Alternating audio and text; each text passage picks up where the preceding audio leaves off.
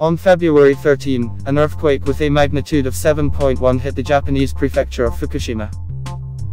The epicenter of a natural cataclysm was noted 90 km northeast of the village of Namie with a population of 1.3 thousand people. The source of the earthquake lay at a depth of 54 km. No casualties or serious injuries were reported. No coastal tsunami warnings were issued.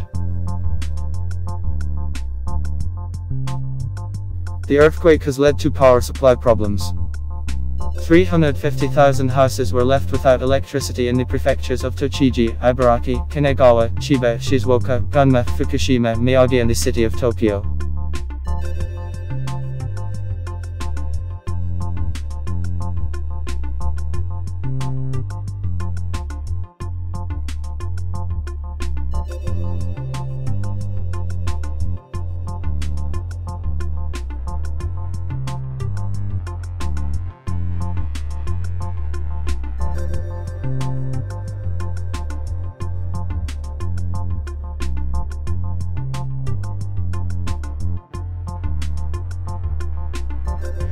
The famous Ebisu racetrack also suffered.